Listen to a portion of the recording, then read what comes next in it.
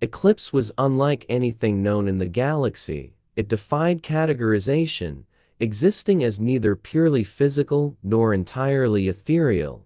In its dormant state, it appeared as a swirling, viscous black liquid, unnervingly perfect in its darkness. It did not reflect light, nor did it shimmer like most materials. Instead, it seemed to consume the very essence of illumination around it, creating an aura of oppressive void wherever it rested. Those who looked at it for too long often reported feelings of unease, as if the substance was staring back, probing their thoughts and emotions. Its sentience was what set Eclipse apart from any other known substance. It was not alive in the conventional sense. No biological or mechanical components had ever been detected within it, but it displayed a chilling awareness. Eclipse had the uncanny ability to influence its surroundings subtly, manipulating the minds of those who came into contact with it. The whispers were the first sign. People claimed to hear faint voices, speaking in languages both familiar and alien. These whispers offered promises of power, knowledge, or salvation, tailored to the deepest desires and fears of its target.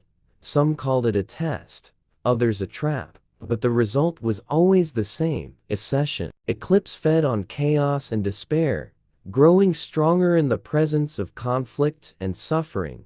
It seemed to thrive in war-torn regions, where desperation made its manipulation all the more potent. Stories of entire crews turning on one another after finding even a fragment of the substance were common. In such cases, the survivors often described a compulsion to possess it at any cost, even if it meant betrayal or murder. Those who wielded Eclipse quickly found themselves its thralls, unable to distinguish their own thoughts from its insidious influence. Despite its corrupting nature, Eclipse was capable of wonders and horrors that transcended the laws of physics. When activated, it could alter reality itself. Accounts from ancient texts described events that bordered on the miraculous. A barren moon turned into a lush paradise, a fleet of enemy ships disintegrated in an instant, or time itself bent to reverse catastrophic events. But these miracles came at a cost. Each use of Eclipse left behind anomalies, fractures in reality that could not be undone. Entire star systems were said to have vanished into nothingness, leaving behind only empty voids where they had once existed. The true origin of Eclipse remained one of the galaxy's greatest mysteries. Some believed it was a relic of the precursors, an enigmatic species thought to have vanished millions of years ago.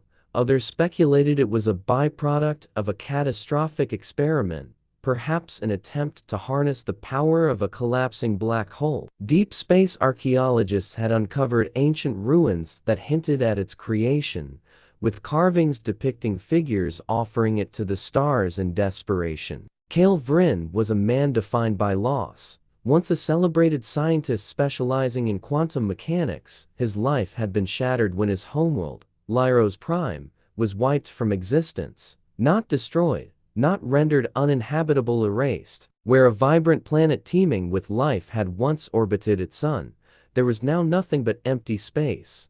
The official report labeled it as a rogue celestial event, a cosmic anomaly with no explanation. But Cale had seen the signs. Faint yet unmistakable traces of Eclipse's unique energy signature in the data left behind. He knew the truth. Lyros Prime had been a casualty of Eclipse, and someone had used it. The galaxy had moved on, but Cale could not. He buried himself in research, scouring every scrap of ancient knowledge and unearthing forbidden archives from forgotten civilizations. Over the years, he pieced together fragments of history that most had dismissed as myth. He learned of Eclipse's devastating capabilities and its corruptive nature, as well as the legends surrounding its origin. While others sought it for power, Cale sought it for destruction. He was convinced that if he could find the last remaining vial of Eclipse, he could end its threat forever. Cale's quest led him to the outer reaches, a lawless expanse of space where order was dictated by criminal syndicates and rogue warlords. It was there that he discovered whispers of a rising power. General Auric Vin, a charismatic and ruthless leader intent on uniting the fractured systems under his rule. Oryx's methods were brutal, but his ambition was unmatched. Intelligence reports suggested that Oryx had acquired something extraordinary, something that gave him an edge over his enemies. Kale knew what it was before he even saw the proof. Eclipse had fallen into Oryx's hands. Tracking Oryx was no easy feat.